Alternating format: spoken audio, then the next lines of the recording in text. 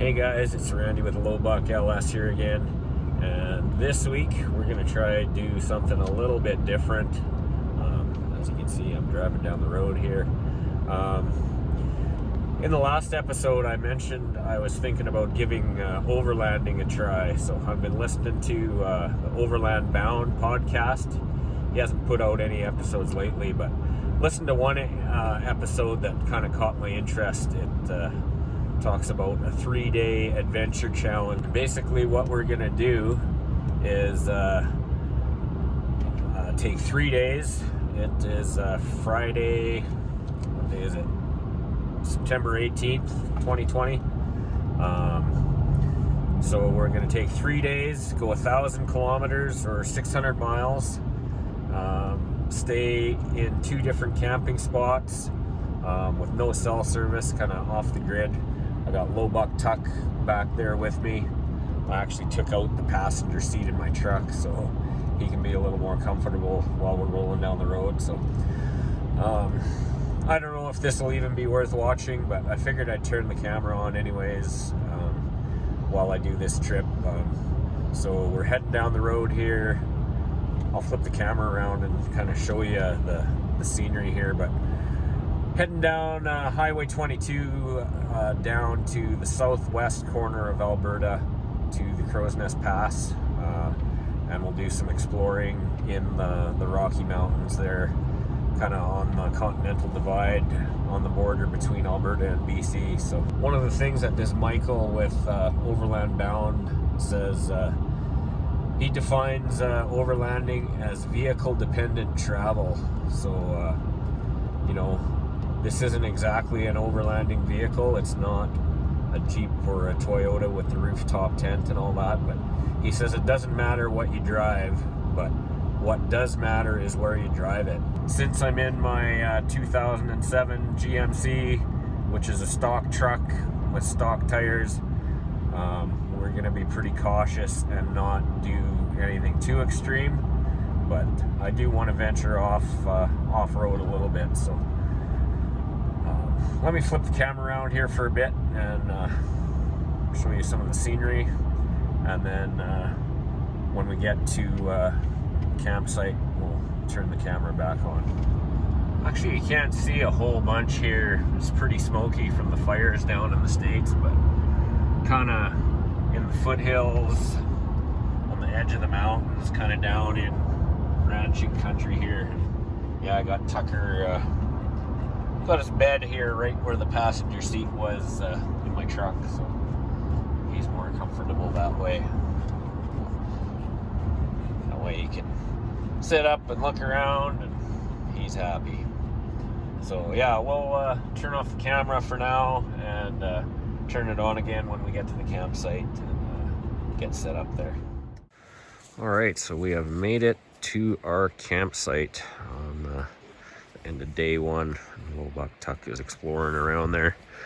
We are at Racehorse Creek campsite, and it is a provincial campsite. I guess the idea of overlanding is to not stay at a designated campsite, but I really didn't feel like pooping in the woods, to be honest.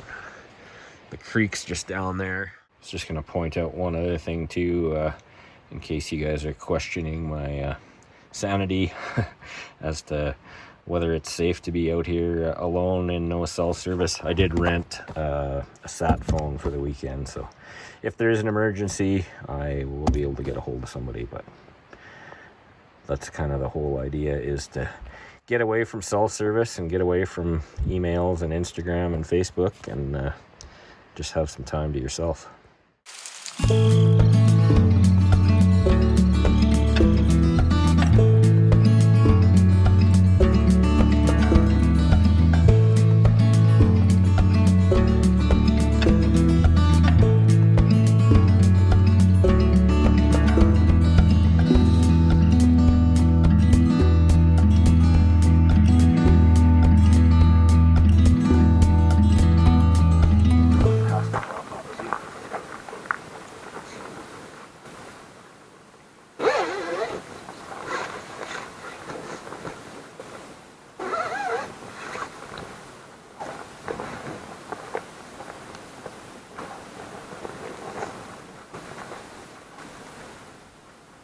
come in.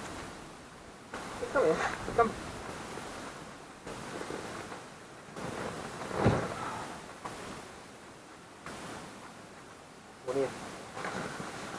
What do you think, Big Tucker? What do you think, Big Tucker? Eh? Oh, this is interesting. Just walking over to take the garbage from my tent out. Let me put this down for a second here. Let's zoom in here. I noticed there are cows in our campground. I wonder if... You see him, Tucker?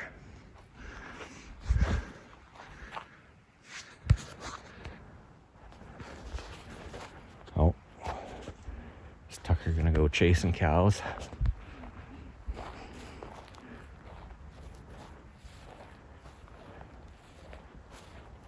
I gotta say, that's a first, having cows in a campground.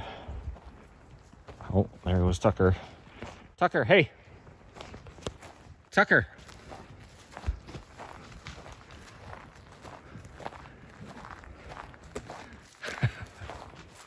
I don't think Tucker's ever been that close to a cow before. He's seen him out the window of the car, but... Tucker, come here, hey! Tucker! Tucker, come on. Good boy. Good listening. Good boy.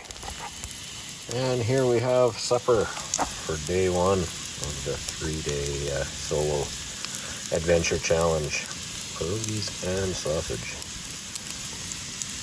And I just realized I forgot plates, so this will be eaten out of the pan tonight. Alright, that is the end of day one of the 3-day adventure challenge. It's starting to get dark outside, so we are all set up in the tent. Big Tucker's on his bed right there. I got my bed set up right there. And since it's starting to get dark out, I've got a lantern hung up there, but obviously I'll shut that off before we go to bed, so... We'll say goodnight for tonight, and tomorrow we'll get up and make some breakfast and pack up our camp. And I'm probably going to have to head back towards civilization for fuel. Probably go back to Crow's Nest Pass, Coleman, Blairmore area there, and fuel up, grab some more food. And then I think tomorrow we're going to head up a different road west of here. I'll put up a map when I edit this video, but I think it's the Allison Road that we're going to go up, and we may try and do a bit of 4x4ing, but I want to try and make smart decisions, and since I'm by myself and in a stock truck with stock tires, so we're not going to be doing any rock crawling or anything, but there's a couple trails up there. I'll try point them out on the map here. One goes to Window Mountain Lake, and I think we'll be able to drive part way up it and hike in the rest of the way. And it's supposed to be a pretty nice little lake back in the mountains on the border of Alberta and BC. And then, depending on how that goes, if we've got some daylight left, there's another trail called Racehorse Pass, which... is like right now we're camped at Racehorse Creek, so I'm assuming that is the pass that is further up this creek, again on the Continental Divide there. So that's the plan for tomorrow. We'll say goodnight for now and see you guys in the morning. Good morning. It is day 2 of the 3-day adventure challenge. It is September 19th, 7:25 in the morning, so we had a pretty good night in the tent there. Next time I'm gonna bring a cot though. Sleeping on the hard ground wasn't ideal. And then Tucker started out on his bed and then ended up snuggled up beside me. So anyways, plan for today is we're gonna cook up some breakfast here first and then pack up the tent, rip into town and get some fuel. And now we got breakfast going here, frying up a couple eggs. Got a little bit of sausage left over from supper last night. once them eggs are done, I'm going to put them on a bagel with a piece of cheese between them. So there's little buck Tuck ready to take on the day. And there's breakfast. Eggs with cheese on a bagel and a little bit of sausage. Alright guys, we've got the tent all packed up. Truck is loaded up and ready to go. Little buck Tuck is ready to go. And I rigged up a GoPro. I just clipped it to the visor of the sunroof there. So we'll turn that on and we will head down the Forestry Trunk Road, also known as Highway 40, going south into Coleman.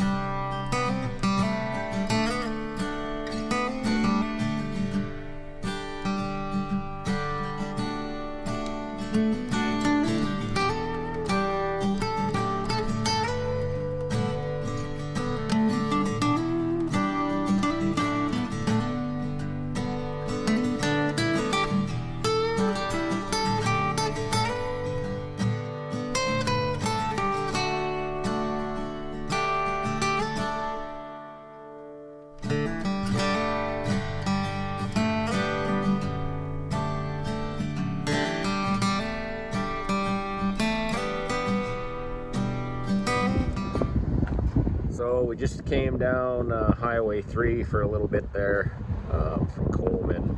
We came west and now we are at the Allison Creek Road. It's windy here, so hopefully you guys can hear this. Pretty smoky.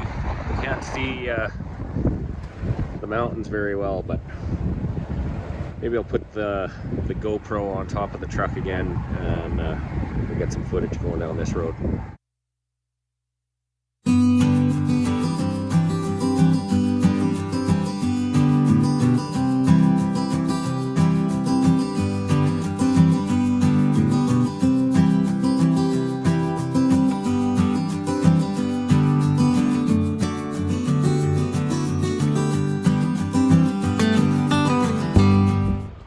So here we are at the start of the Window Mountain Lake Trail. That is where we came from. There's another truck parked up there, but this is the Allison Creek Road. And we're gonna head up there. Let Tucker out to run around for a bit. We'll throw some fresh batteries in the GoPro on top of the truck and clean the dust off the lens and head up this Window Mountain Lake Trail here, see how far we can get with the truck, and then we'll hike the rest of the way. So Tucker's raring to go, heading up the trail.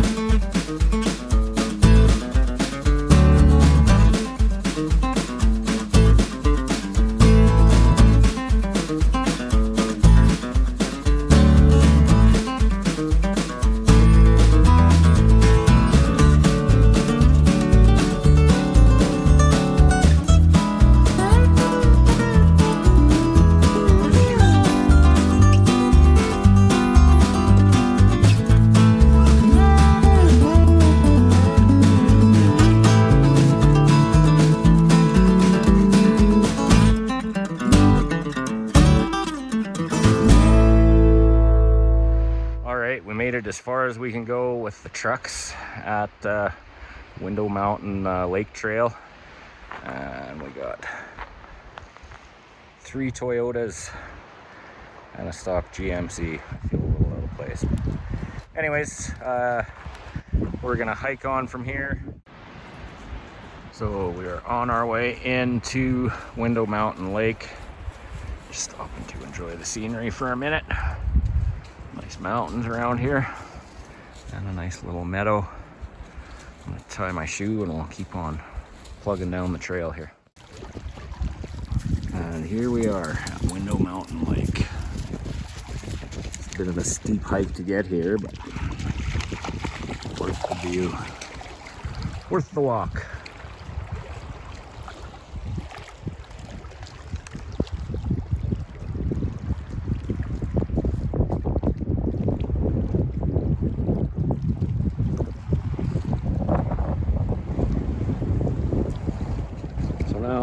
Turn off the camera, hike back down to the truck, and go explore Racehorse Pass. All right, here we are back at the Ellison Creek Road. So we're gonna head north for a few kilometers and try and find that Racehorse Pass trail. So we'll head down the road that way. And here we are at the Racehorse Pass trail. So we're going to venture up that way.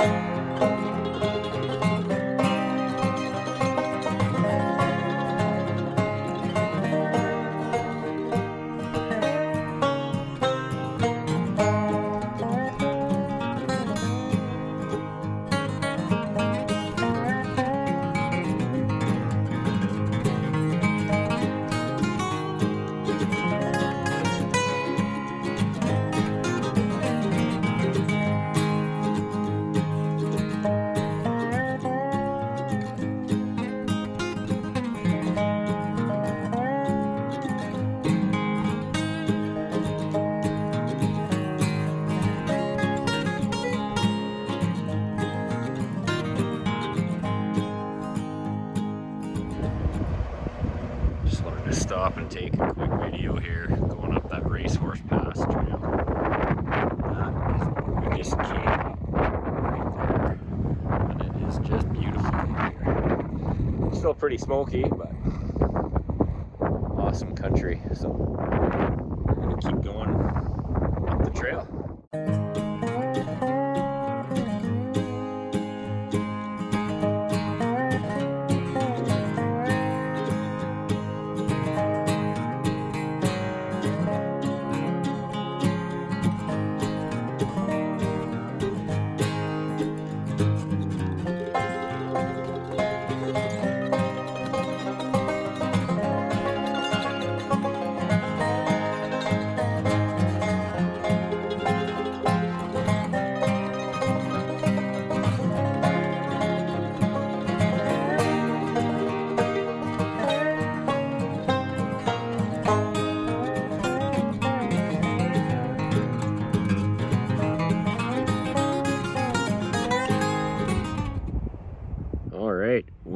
at the top of Racehorse Pass. If you look at the map here, we're actually right on the Continental Divide and actually a little bit into BC. So that's pretty cool. All right, we're back at the Allison Creek Road after our venture up Racehorse Pass. That was awesome. Now I'm just looking at the map here. I'll try to put a screenshot up, but so we are that blue dot there, and I'm noticing if we go further north on the Allison Creek Road, there is a trail.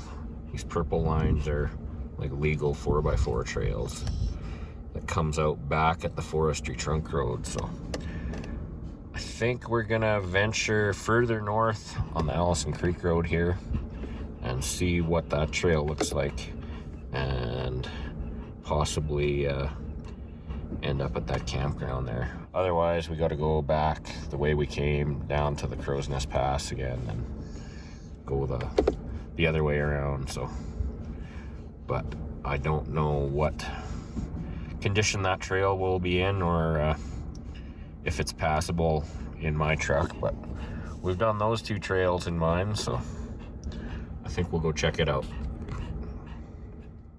All right, we've made it to that Dutch Creek Provincial Recreation Area, and that purple stretch of trail that I was worried about not getting through only took us about half an hour, and yeah, it was smoother than the Allison Creek Road, so I'm not sure why it was designated as a 4x4 trail, but it is 3:45, so we still got some daylight yet. So I think we're gonna head north on the Forestry Trunk Road here. We're actually just a little bit north of where we camped last night. Oh, right down there at Racehorse Public Recreation Area. So we are going to head north and probably camp at one of these campsites along the way here. So we'll keep on driving because we still got some daylight left. All right, so we made it a little further up the Forestry Trunk Road. We are at Livingston Falls campsite or campground or public recreation area, I guess they're called here in Alberta. So gonna set up our tent over there and cook up some supper and settle in for the night, and probably go hike over to wherever these falls are. I'm assuming there's falls around here since the site is called Livingston Falls. So we'll go check those out in a bit. And I'm guessing this is Livingston Falls right here. Not much of a set of falls. Just kind of some water flowing down a sloped slab of rock. That's Livingston Falls, I think, anyways. Best as I can tell. All right, we got the tent set up for night number 2 of the 3-day adventure challenge. Like I said, we're at Livingston Falls Provincial Recreation Area. And tonight's supper, just heating it up here. Chunky soup and soda crackers. And Tucker's already had his supper and he's relaxing for the evening. And somebody over there is playing guitar, so we're gonna get serenaded tonight. But sounds like he knows what he's doing, so. And then I checked our odometer on the truck. We are at 606 kilometers for the trip so far. So did like 400-ish the first day, which was mostly pavement, and about 200 today, which was mostly off-road. So trip home tomorrow should put us at that 1,000 kilometer mark for the 3 days. So it's been good. All right, guys, it is the morning of day number 3 of the 3-day Overland Adventure Challenge. And there's some other people out in the campground here, so didn't want to film out there. Tucker's outside having his breakfast, but yeah, we're basically gonna head for home today. We're Gonna continue north on the forestry trunk road, and it's gravel for another, I don't know, probably 50 kilometers or so, I think. And then we'll hit the pavement on Highway 40 through Kananaskis Country. It's nice and scenic through there, so we'll put the GoPro on the truck again and head for home. So we'll talk to you guys in a bit.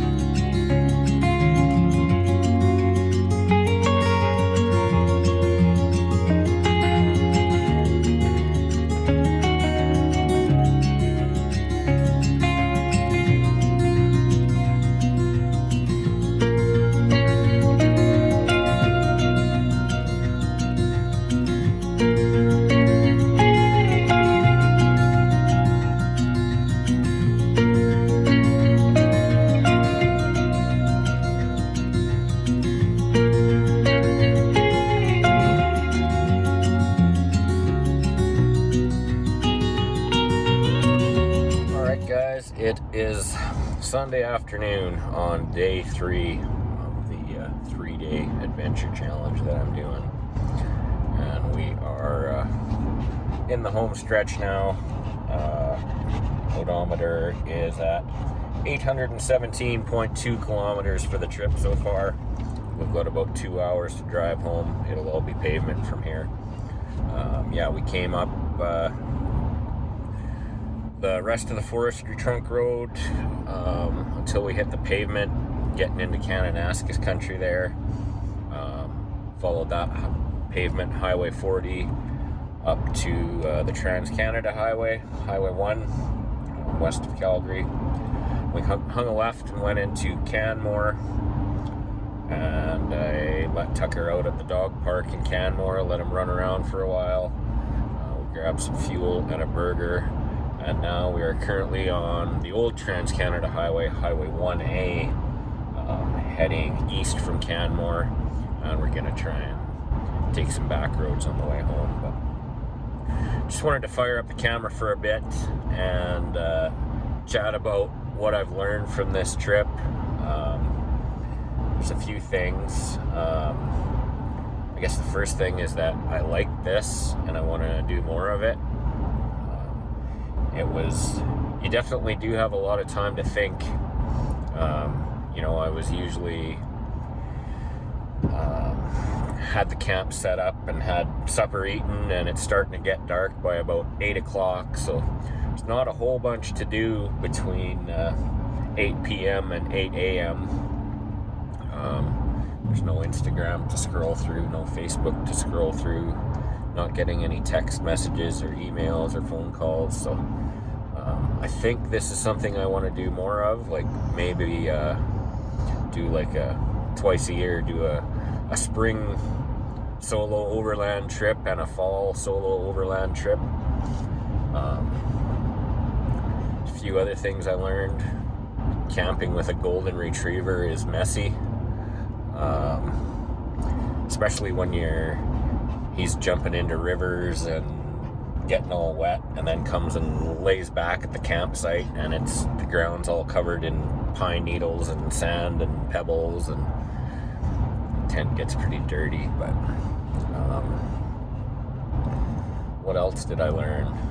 I learned if you're using a cheap Chinese GoPro and you don't end the recording before the battery runs out, you'll lose that recording. So I lost some footage on the Allison Creek Road, but there was quite a bit of footage of, I'm gonna have to edit it down because I've got hours and hours, it seems like, of just GoPro looking over the hood of the truck and down a gravel road with may or may not be mountains in the background. So, and that's another thing I'd like to get better at. This is my first video that's not a technical video. Like, all my videos before this have been, about working on LS engines and stuff like that. And this one has been not about that, obviously, but I want to get better at telling stories with my videos, and I feel like we'll see how this looks when it gets all edited together, but I feel like I didn't do a great job of that this weekend. Part of that was I forgot some stuff like my tripod and my selfie stick and stuff like that. So right now I'm just holding my iPhone in my hand, which works fine, but yeah, I want to do more of this and get better at telling stories with my videos. Which brings me to another thing I learned. I need to do a better job of and I did have a big checklist before I left, but still ended up, I forgot plates, forgot paper towels, forgot the selfie stick and tripod and all that. So I want to start doing a better job of, and if this is something I want to do regularly and more often, like have some crates set up with all my gear that's ready to go, so I'm not forgetting anything. But just trying to think what else I've learned. One of the things I have been thinking about quite a bit is my choice of next vehicle. One thing, this truck isn't quite as capable as I'd like it to be, but I knew that, and but there's definitely more trails out there that I'd like to explore. Like when I was at the top of Racehorse Pass there, looking down the other side, the trail continues on, and the guys on the side-by-sides and UTVs kept going off into BC, so that must connect in BC somewhere. So that would be a cool, and you could do an overnight like camp at the top of Racehorse Pass there and make a big like 2-day remote trip out of it. So, but it's got me thinking about what my next vehicle will be. And in the last video too, I mentioned my son and I want to do a trip up to the Yukon and Alaska next year. So I think for that trip, something like a Suburban would be pretty ideal, because you could sleep right in the back of it and wouldn't have to take a bunch of time setting up and taking down camp, although it might be a little tight with Bull Buck Tuck and me and my son Ryan in a Suburban, especially sleeping time and stuff. But and then for some of those trails like that Racehorse Pass where it continues on, it gets pretty steep and technical, so something like a Jeep with an LS swap would be pretty cool. But, so I'm kind of tossing around ideas.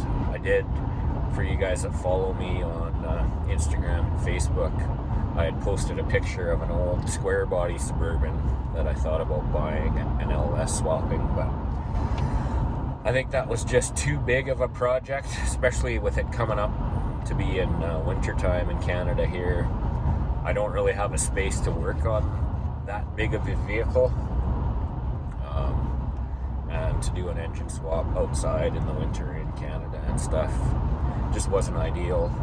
And then being a 3/4 ton and with a 6-inch lift and stuff, it would be hard on fuel and ride like a lumber wagon going down the road and stuff. So I'm almost thinking, well, what I really need is something that is a Suburban for cruising down the highway and turns into a Jeep when you get to the technical stuff.